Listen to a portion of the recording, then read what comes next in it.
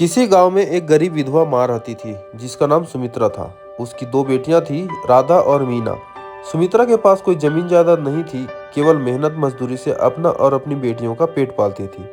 हालांकि उनकी हालत खराब थी, फिर भी वह अपनी बेटियों को अच्छे संस्कार देना चाहती थी। सुमित्रा की जिंदगी बहुत कठिन थी। वह सुबह से शाम तक खेतों में मजदूरी करती ताकि राधा और मीना को पढ़ा सके। वह अक्सर कहती, तुम्हारे पास धन न हो तो भी शिक्षा और संस्कार तुम्हें जीवन में ऊंचा उठा सकते हैं। बड़ी बेटी राधा पढ़ाई में बहुत होशियार थी। वह हर परीक्षा में अच्छे अंक लाती थी। दूसरी ओर मीना का मन पढ़ाई में नहीं लगता था। वह माँ का कामकाज में हाथ बटाना और अपनी सहेलियों के साथ खेलना पसंद करती थी। एक दिन गांव के स्कूल में सरकारी स्कॉलरशिप का फॉर्म आया। यह स्कॉलरशिप उन बच्चों के लिए थी जो पढ़ाई में अच्छे थे लेकिन आर्थिक रूप से कमजोर थे। राधा ने स्कॉलरशिप के लिए आवेदन किया और उसे सफलता भी मिली। इस मदद से वह शहर के एक बड़े कॉलेज में पढ़ने चली गई। दूसरी ओर मीना ने पढ़ाई छोड़ दी और गांव में ही छोटी मोटी नौकरियां करने लगी।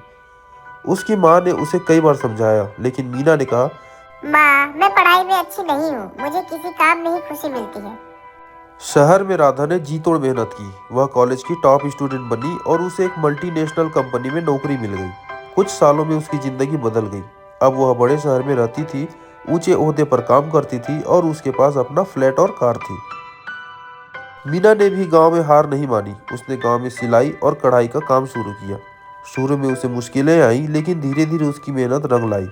गांव की महिलाएं उससे काम सीखने लगी और उसने अपना एक छोटा सा व्यवसाय खड़ा कर लिया। सुमित्रा ने अपनी दोनों बेटियों की सफलता देखी। राधा शहर की एक बड़ी कंपनी में ऊंचे पद पर काम कर रही थी और मीना गांव के महिलाओं को आत्मनिर्भर बना रही थी। सुमित्रा को अपनी दोनों बेटियों पर गर्व था। एक दिन राधा ने माँ और मीना को अपने शहर बुलाया। उसने उनके लिए नया घर बनवाया और कहा, माँ, अब तुम्हें काम करने की जरूरत नहीं है। यह सब तुम्हारी वजह से संभव हुआ है। मीना ने भी अपनी माँ से कहा, माँ, मैंने भी गांव में अपना नाम बनाया है। अब मैं चाहती हूँ कि आप आराम करें। सुमित्रा ने जवाब दिया, मेरी बेटियों, तुम दोनों ही मेरी अमीरी हो।